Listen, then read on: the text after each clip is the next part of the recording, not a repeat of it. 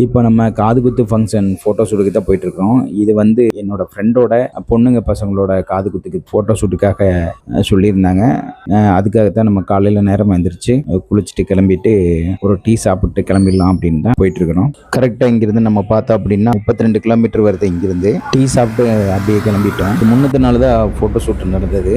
அந்த photo shoot நடந்துட்டு return வரும்போது தான் அவன் சொல்கிறான் இந்த வழியில் தான் போகணும் அப்படின்னு. ஆனால் எனக்கு வழி சரியாக தெரியல.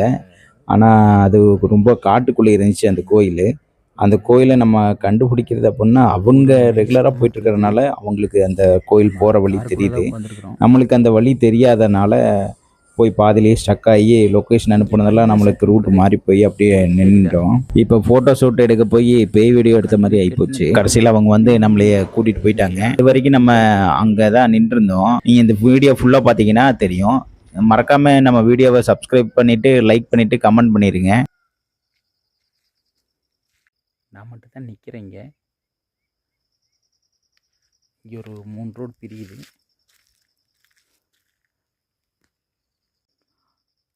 ஆள் வரேன்னு சொல்லியிருக்காங்க.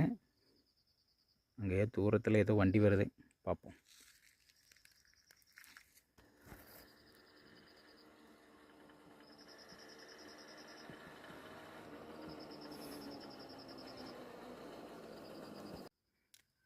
இந்த பக்கம் வில்லேஜ் இருக்குது போல்.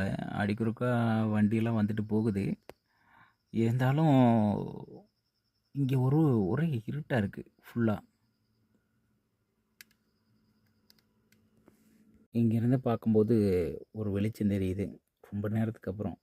ஸோ அங்கே ஒரு வீடு இருக்குதுன்னு நினைக்கிறேன். நடந்து போகிறதுக்கு கொஞ்சம் தயக்கமாக தான் இருக்குது. ஏன்னா இந்த இடத்துல பார்த்தீங்க அப்படின்னா ஃபுல்லாக இருட்டாக தான் இருக்குது.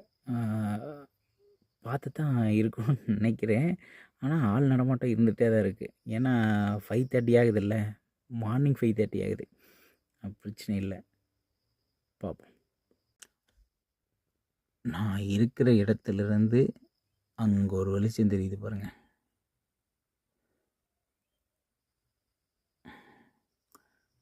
அவங்க நம்மளை கூட்டிகிட்டு போக வந்துட்டாங்க. அவங்கள ஃபாலோ பண்ணிட்டு தான் இப்போ நம்ம போகிறோம்.